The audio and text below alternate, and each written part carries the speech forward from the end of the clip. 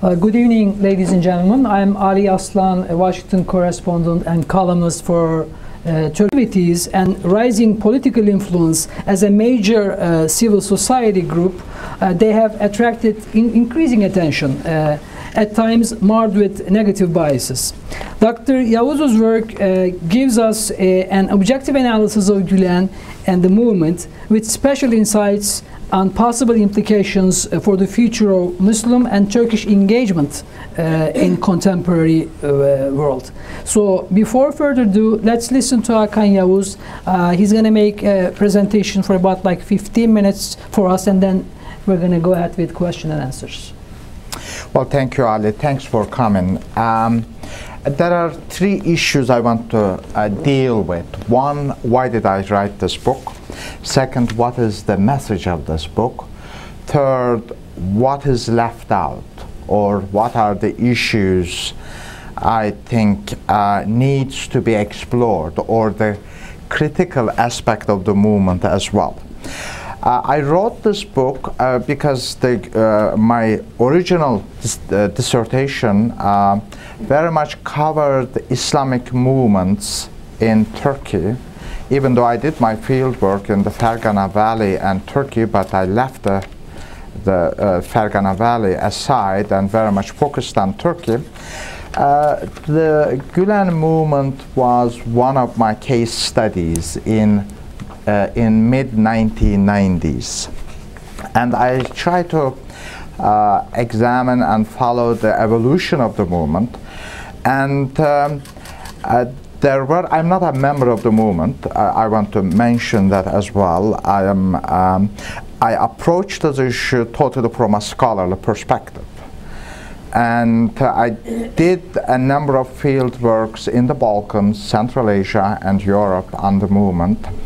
What made me to write this book, one, this misunderstanding of the movement, both in Turkey and outside. Second, somewhat inability of the members of the movement to explain what they are doing, because the movement is very much action-oriented movement, and there are, I would say, just recently there are some institutes to conceptualize what movement is trying to do. So there are a number of conferences the movement put together, some scholars, some members of the movement, but I was not satisfied with those work as well. And I decided to write the movement, one, to examine impact of neoliberal economic policies unleashed by Özal, and then also deepening of Turkish democracy, how democracy and market economy shapes Islamic movement, religion in general, Islam in particular. In other words, what we have in Turkey, that in Europe, usually Protestant Reformation played an important role in the evolution of capitalism. Whereas in Turkey, the capitalism and democracy helped to create a more or less Calvinist Protestant Islam. I think the Gulen movement is one of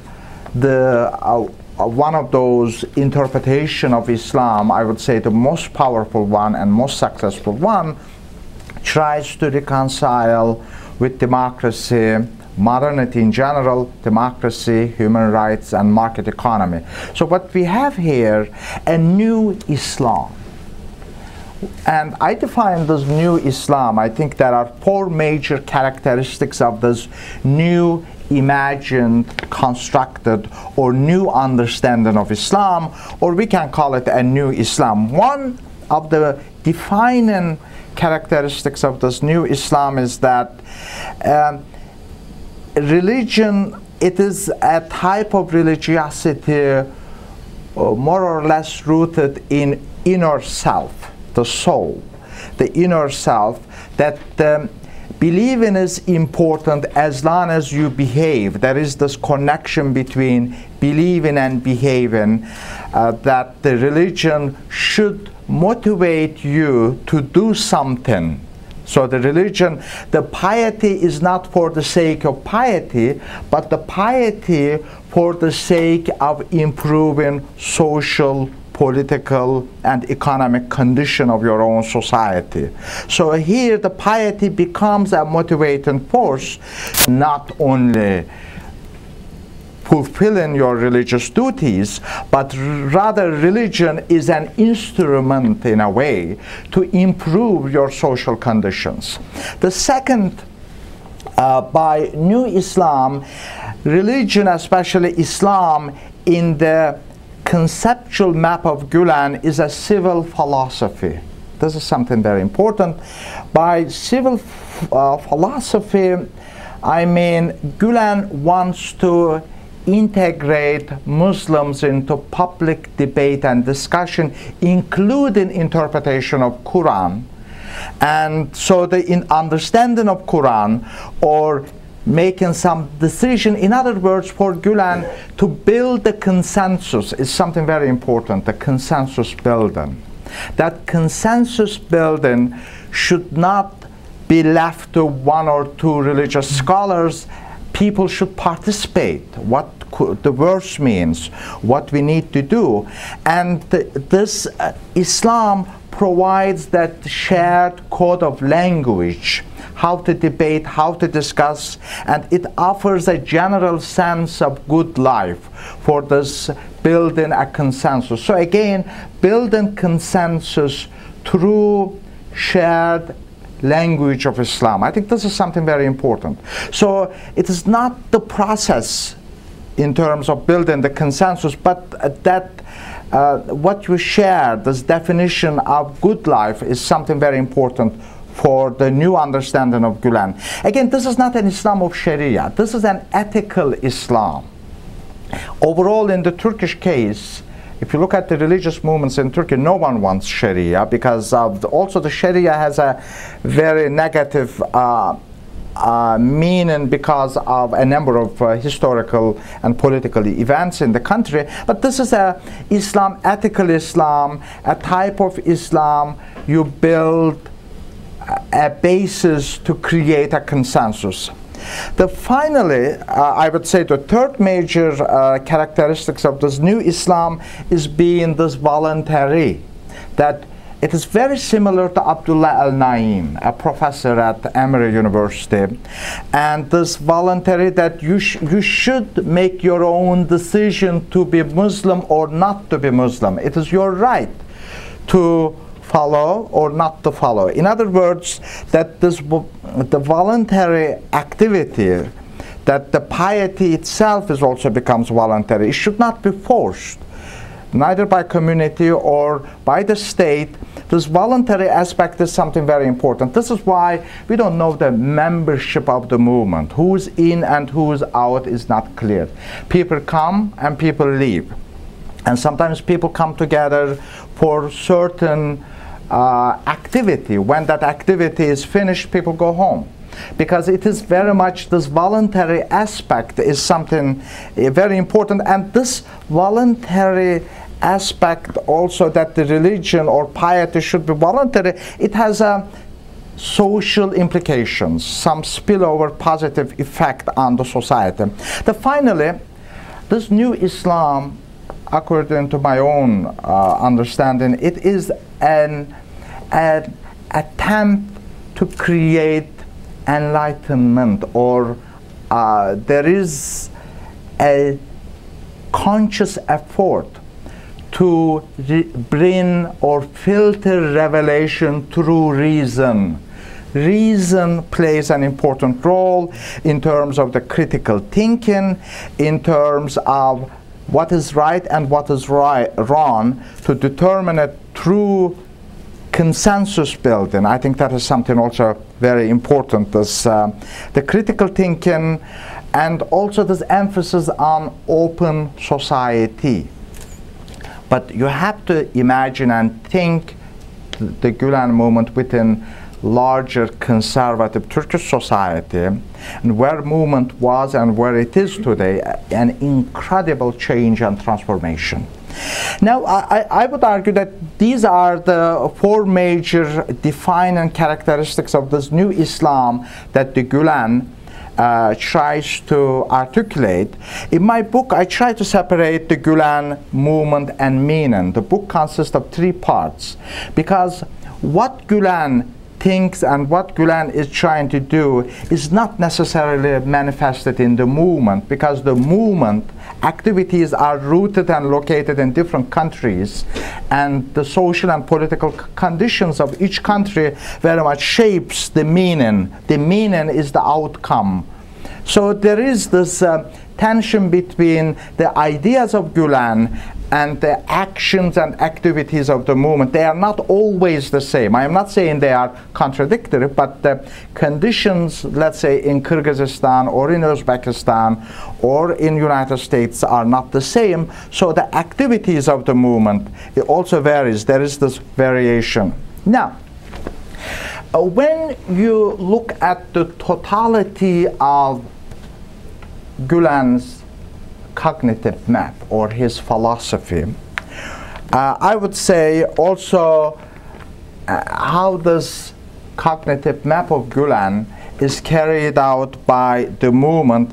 There are 7 major centers of, I would say, concept and activity, the practices based on some concept. One, as I said, this Islam as a civil philosophy is something very important for Gulen. Second, the movement and Gulen very much they stress bridging more than bonding, bridging with different cultures and different societies. Here, something quite interesting. It links to this consensus building. Also, how do you transform yourself? You transform yourself through acting with the other. There is this dialectic between self and other in terms of bridging with different cultures and different societies. This is, I think, something very important. And it also explains, helps us to understand interfaith dialogue of the movement. But the gist, people say, what is the purpose of this movement? My own work, and on the basis of my own study, I would say the key purpose of the movement is character formation. This is one of the, it is more, the purpose is not religious, I would say. Purpose is very much secular. It is a character formation. This is one of the reasons why education is something very important for the movement. Another aspect is the practice of the movement, which links to terminology or the concept of Gulen, how to teach Islam. This tension between temsil versus tabligh. Rather than preaching, you need to teach Islam through good examples. So the action, activity, practice, building institutions become much more important than going and preaching religion. Another aspect of the Islam of Gulen, I see the understanding of Islam by Gulen is, I call it a feminized Islam. I didn't deal this issue in the book, but I consider it as a feminized Islam. By feminized Islam, I mean the following, that when you read the memoirs of the Gulen, he argues that his grandmother and mother shaped his understanding of Islam more than his grandfather and father. His father and his father, they played an important role in terms of disciplining the body. But he argues that it is his grandmother and mother shaped his mind. And for Gulen, Islam is a felt emotion, that there is an inner dimension of Islam, and he believes that the sentimental, emotional aspect of Islam is essential in terms of action and activity. So there is this feminized aspect of of Islam, that it is a felt emotion. Then finally, another issue which is not part of the book, and it is a project of another book, that is for Gulen, this character formation is very important, but this character, one of the defining aspects of the character Gulen wants to shape should be someone who concerns the world, who cares others. There is this ethic of caring, ethical discourse to care the world because of that the world and humanity very much created by God. There is the sense that you care, and you should care if you are a Muslim, what is happening, your environment, the world and humanity, because of your love for God. So these are the, I would say, key issues of the book. What are the, I also criticize the book, in my book, the movement as well. I have 4 major areas that I think movement needs to focus on. One is the gender issue. I try to argue that movement is not where it's supposed to be. Recruitment of women and the gender is one of the issues. Certainly the Turkish culture, certainly how Islam is understood in Turkey plays an important role. There are some changes in terms of the movement emphasizes women's education more than other groups, but still it is one of the areas. The gender is a key issue. The second I see a problem area is transparency, and I try to bring this transparency, but again there is a legacy why movement is viewed as secretive because of the legal political situation in Turkey, a number of military coups. So most of the groups, they try to not to be open to carry out their activities in the public. But still, I think there is an issue of transparency. Certainly, if you look at the past of the movement, where it is today, there is an incredible improvement, but still, it is an issue area. The third issue area, I see the politicization of the movement, especially since 2007, because of attempt of the military coup in the country, or the Ergenekon, what is called today, that that the movement some way identified its future too closely with Justice and Development Party. Certainly in recent months there are areas what we see that there is a new emerging critical distance between movement and the Justice and Development Party, but the movement is viewed too political in recent years. Finally, the fourth area I see an issue area, this lack of critical thinking. In other words, movement is so much focused on action and activity and practice, and there is less time, or that those who are close followers of the movement, they spend less time, I would say, reading and debating, but more time doing something, achieving some goals. So these are the 4 areas I also bring in the book that are there. But again, if you look at the larger Muslim world, I would say this is the most progressive, most modern, in terms of most engaging movement in the larger Muslim world. That in terms of the education, what they have done in Turkey and Central Asia, in some African countries, something incredible. And it really helped many people in Europe, in the Balkans, in Turkey, to love Islam more to see an alternative vision, alternative version of Islam.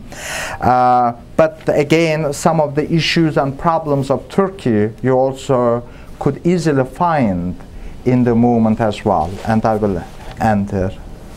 Thank you. If I may, if you allow me, I'll ask the first few questions and then we're going to go back to the audience. Yeah. You introduced Hizmet movement as a promising model of engagement and interaction between Muslim religiosity and modernity.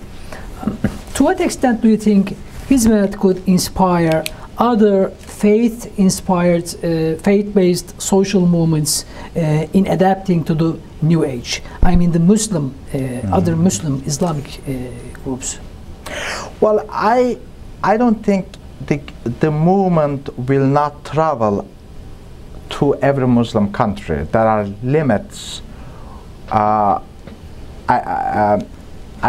cannot imagine a movement becoming a model in some, let's say in Iran or in Saudi Arabia or some other countries. In other words, to understand the Gulen movement, the background is something very important. You have the Ottoman legacy, you have the Kemalist modernization reforms. I think movement is the outcome of the Kemalist project, the success of the Kemalist project in terms of education, in terms of transportation. And I don't see also the movement as anti-Kemalist in terms of Mustafa Kemal's philosophy of creating a republic, a modern, powerful republic.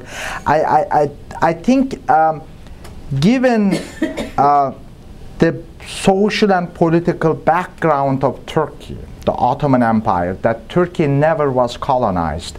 There is no defeated mentality in Turkey. The Turks, they don't feel under siege.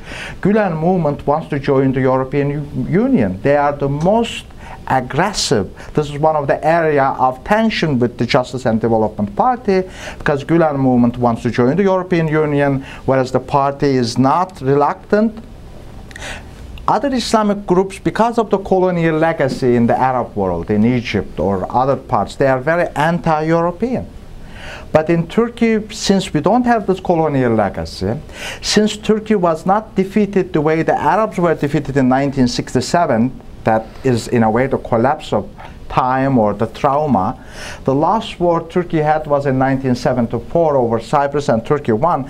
So all these factors are important. And also another factor, Turkey has an economy, tax-based economy. This is not an rentier economy. That the economic activity is something, the taxation is something very important, and neoliberal policies of Turgut Özal also help to create a market. In a way, I would say, given the historical legacy of Turkey, given contemporary the legacy of the Mustafa Kemal and legacy of Turgut Özal, I think Gulen movement is likely to provide example, but not a model. It will provide an example, but at the same time, on the basis of my fieldwork in Kyrgyzstan and Kazakhstan, those are the two countries I saw indigenous Hizmet movement, not led by the people from Turkey, but led and shaped and financed by the Kyrgyz or the Kazakh. The third country is the Bosnia-Herzegovina. You also have in Bosnia some Bosniaks. They are the member of, but these are again ethnicity, Ottoman legacy. I yet to see a major debate in the Arab world or including in Iran about the movement. There are some schools very effective, I hear, in Malaysia and Indonesia, especially in Indonesia and some in Malaysia, certainly in the Balkan countries and Central Asia.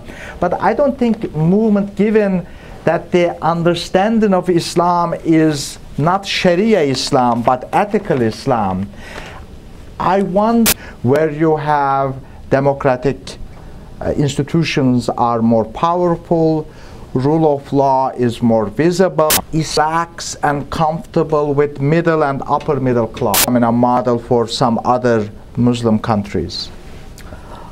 Thank you. Depending on the conditions, the Hizmet movement operates differently in different countries. In less democratic countries, for example, they usually try to keep a lower profile. In more free countries, they make sure they fully exercise democratic rights and opportunities there.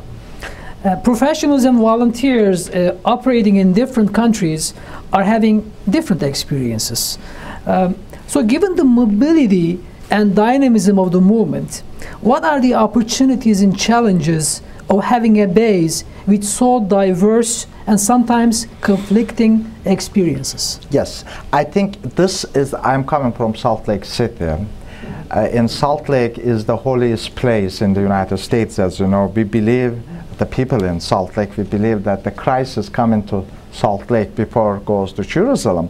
So if you look at the Mormon experience in different parts of the world, it is very similar, I would say, to the experience of the Hizmet. That the Mormons also, they are active in different political settings. And what we see, the movement, even in Turkey, it is now very difficult to talk about a single unified homogeneous movement. That because again there is no membership requirement, you don't know who's in and who's out, people come together because of certain purpose and goal to achieve. And this is not hierarchically organized movement, it is very much network type of movements. The network in here becomes very important. Gulen movement, if you look at their experience in Central Asia, or in Turkey, or in the United States, there are certainly similarities and differences. There are certain core you find wherever you go, how they dress, that they always have tie. They are, they don't have, most of them don't have any, you know, the mustache. And their conduct, they are very gentle. When you, you know, in a gathering, you can tell who is a part of the movement on the basis of the code of conduct. I think this is something very important. So there is a shared character here, that a certain form of the character, I think that is shared. The second, the movement very much focuses on the human being and community, less on the state. So this is, when you look at the movement in Kyrgyzstan or in Germany or in Turkey, you know, because their concern is character formation, their main concern is the empowerment of the community. So you see the similarities, but the strategies change. The goal is the same, but the tactics and strategies would vary from state to state on the basis of the legal, social, and political context of that country. So this is one of the, even in Turkey, the different regions of the country. So I try to make sure in my book that we should not make too many generalizations about the strategies of the movement, but there is certainly a shared core, what movement wants to do. Since I cover foreign policy and international relations, let me kindly ask you to touch on a little bit on the foreign policy, international relations outlook of the movement. For example, has Hizmet movement been an important factor in recent Turkish outreach in the world? And how does having such a transnational, homegrown civic movement affect Turkish foreign policy in terms of means and outlook? And what do you think are the general principles of the movement when it comes to international relations? Say, for example, would you say the movement is confrontational or non-confrontational, pragmatic, realist? How would you comment on that? Well, I think the movement is one of the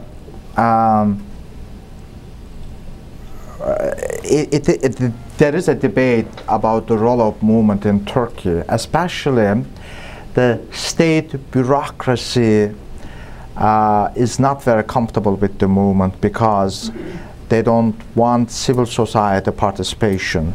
So the movement participates or tries to get engaged on a number of issues.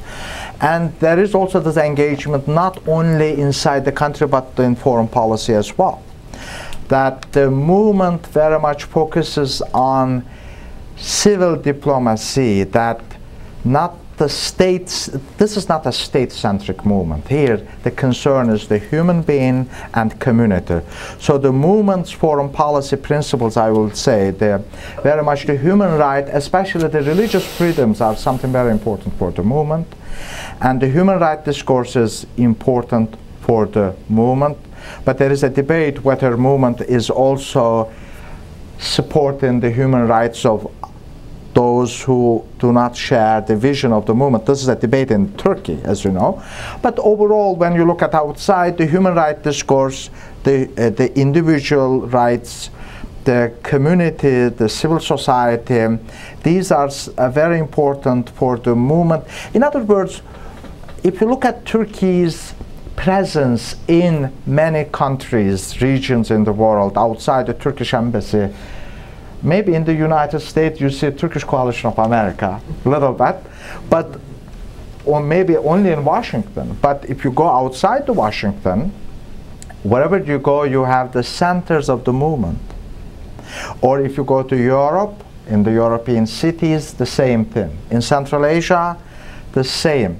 I went to Tokyo, Japan, you have the Turkish embassy, and you have the Tatar mosque in Tokyo and some Muslim, small Muslim communities, and then the movement, nothing else. So what you have here, that the movement is quite active in terms of building societal ties, that society to society rather than state to state, because this is one of the main focus of the movement as well, the individual and community. And its foreign policy principles of the movement is, I would say, not confrontational, very much engagement. Movement tries to solve the problems through peaceful means. This is one of the reasons why Gulen was openly critical of the Israeli-Turkish tension over trying to break the siege of Gaza, because he believes that there should be a compromise, the diplomacy and negotiation, something very important for the movement. But to understand, again, the foreign policy principles of the movement, I think the core of the movement is very much, this is the human is something very important for the movement. So the foreign policy or other policies are very much the extension of this understanding. What is the purpose of the movement? To improve the social and economic conditions of the society. Thank you. But again, one more last thing, the movement is the most pro-European in the country. This is one of the area of tension between AK Party, because they used to be very pro-EU, but not anymore.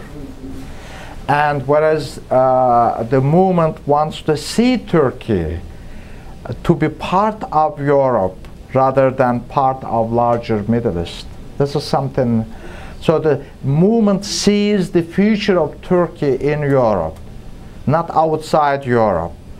And it is also against the special membership status as well.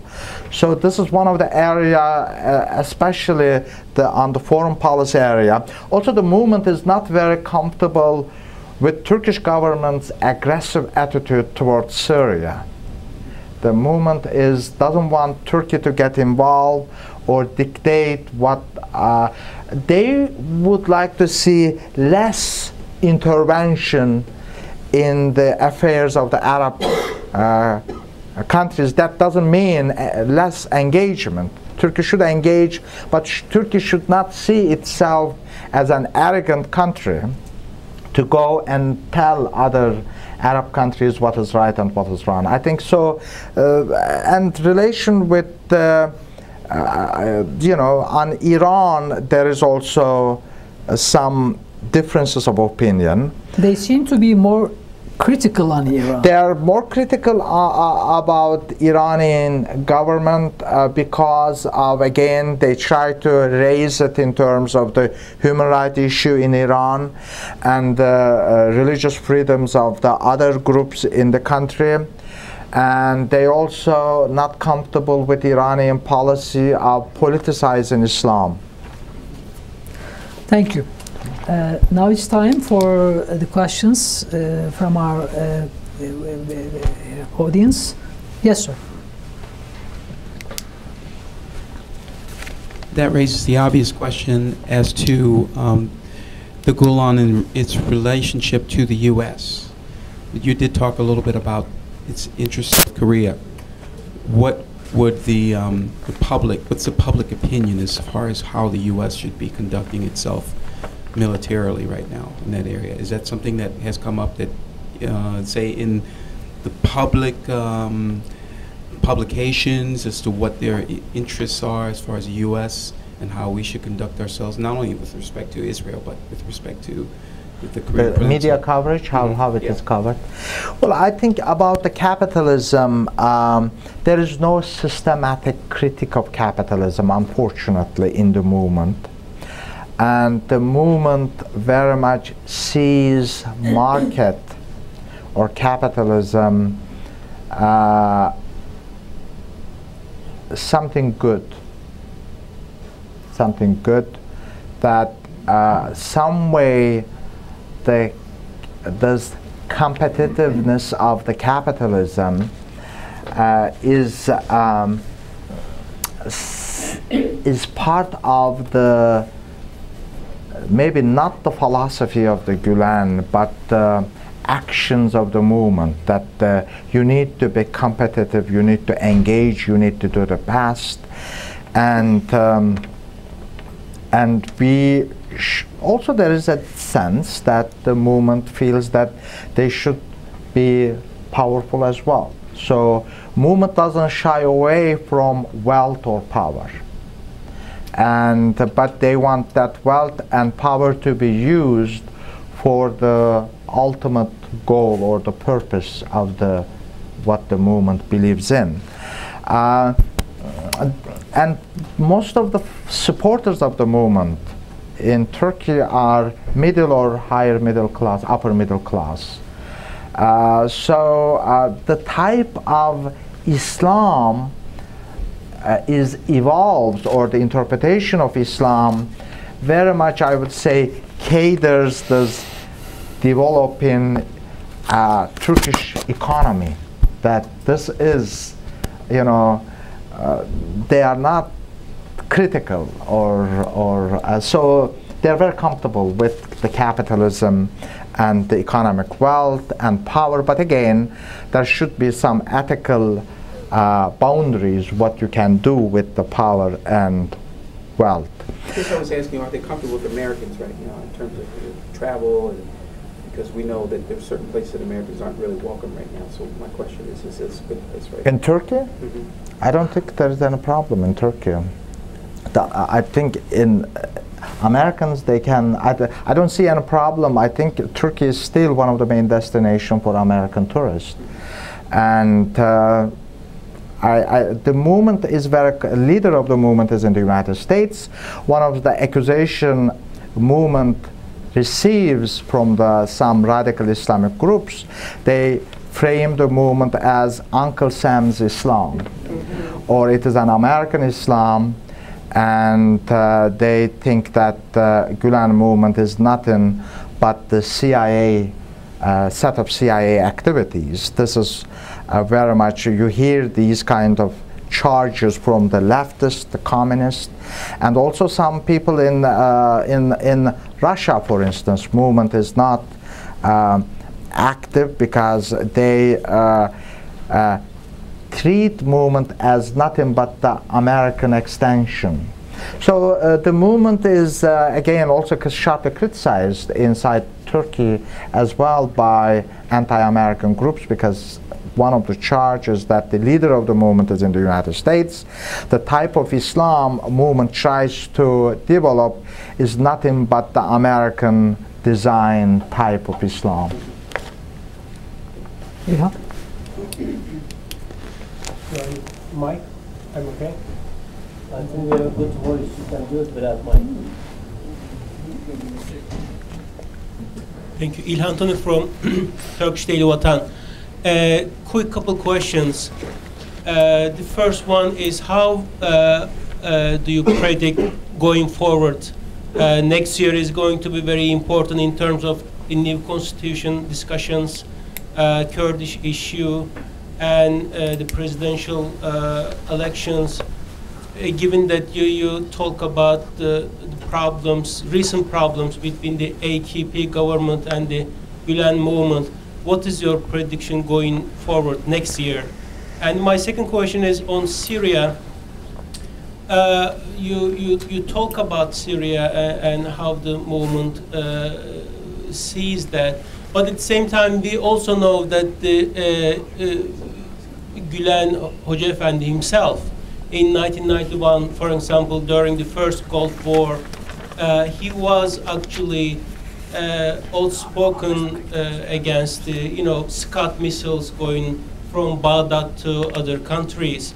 And also he talks about the human rights issues in other countries. So in Syria, we see human rights issues and humanitarian problems. I'm still I don't exactly understand what is that in the early period.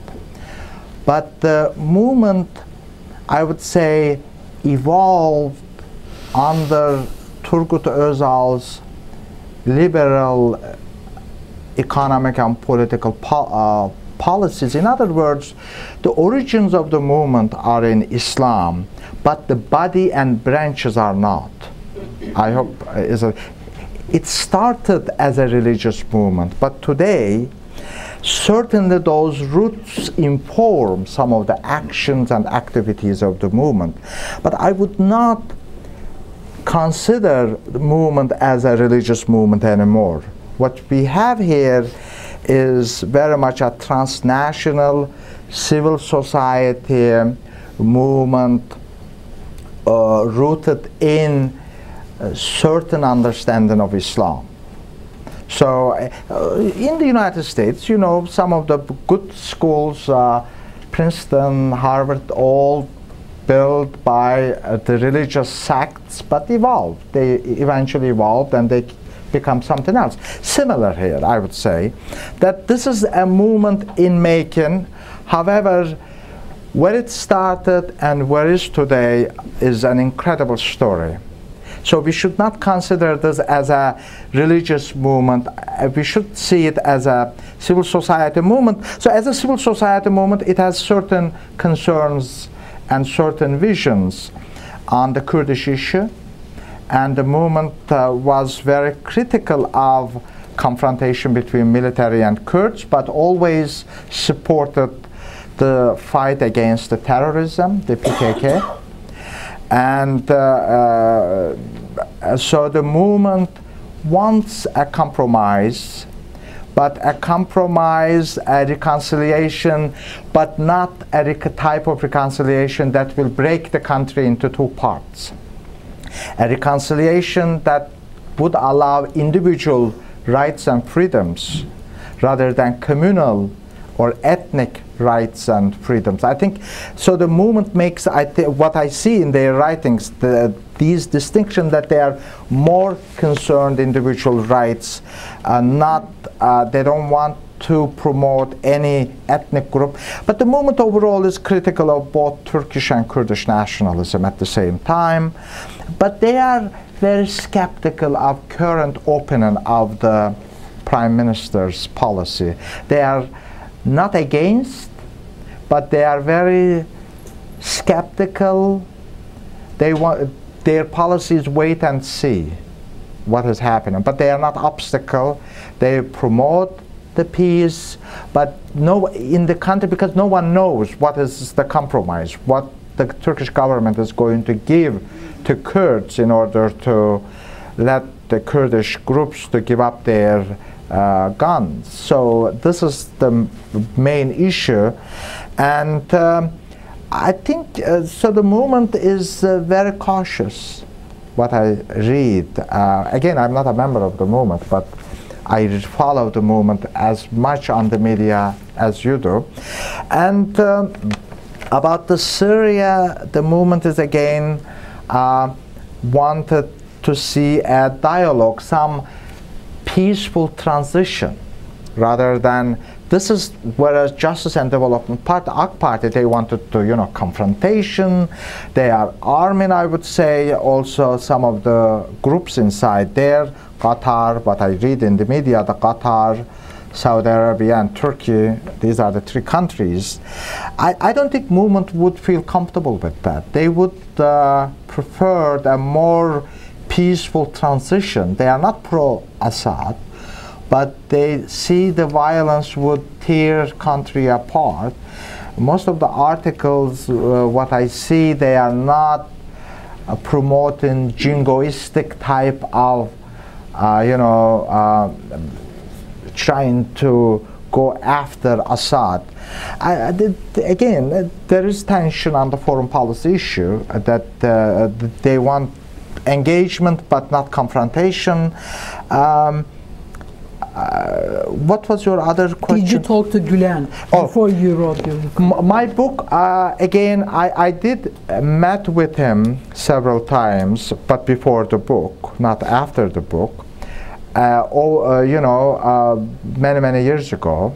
But when I was writing this book, I never, informed that I'm writing this book, what should I write, or because I do engage with the members of the movement, and I do engage with Hoca Efendi sometimes through the letters, but I did not discuss the book before I put together. Any other questions? Thank you very much. My name is Pim Valkenberg. I teach theology at the Catholic University of America. I have two questions that are somewhat related. The first question that just came up a few minutes ago is about this new form of Islam that you were describing. And one of the things that you were saying was, well, it evolves more and more into an individualistic, I don't think you mentioned the name, but it would fit very well with this Protestant ethical approach. And also it's this new form of Islam that's very much ethically oriented. And I can see that in my own studies of the Hizmet movement, with most of the members, that it evolves so much that you can ask yourself, in what sense are people who are on a personal level often very practicing Muslims, they are not really bringing that being Muslim into how they act as Muslims. So my question would be, on the one hand, does that mean that it could evolve into a kind of a movement that has no longer any affinity with Islam, that for instance Jews, Christians, Buddhists could become members as well? The second question that is related to that is, I think there is still a tension. If I know, from what I know from Haj Effendi, Fethullah Gulen's books, he is still very much engaged in study of Quran, Hadith, and all the traditional Islamic disciplines. So I think there is a kind of a widening movement, while at the same time the persons who are still involved in the core activities of the movement are very much focused on their more or less Sufi oriented form of Islam. That leads me to my second question. Could that explain why there is so much enmity towards the movement? I'm a Dutch person myself. 2 weeks ago there was a huge uproar in the Dutch media. The two things that you hear every time is Gulen and his movement have a double agenda. They function, they seem to be integrating into European society. That's what they say that they do, but in fact they are not. And what they show then is people saying, well, we were in these boarding houses that they have, we were to see films with wars between Muslims and Christians, and they say, well, in the end we will win. That is one thing that I heard on Dutch public television 2 weeks ago. And the second thing that is related to that is connected with what you said about the lack of transparency, because very often people who are representing parts of the movement are not openly saying, well, I'm inspired by Fethullah Gulen. So there might be a kind of a problem there. Could you address that? Thank you very much. Well, thank you. These are all excellent questions. I think that what really the movement helped in Turkey, it became a model for other Muslim groups in the country, in Turkey. I cannot say this for outside, but especially in Turkey, they set the standard, the trend. So what we have here, a new form of Islam that is ethical Islam. Islam is about insan-ı kamil, or it is becoming a perfect human being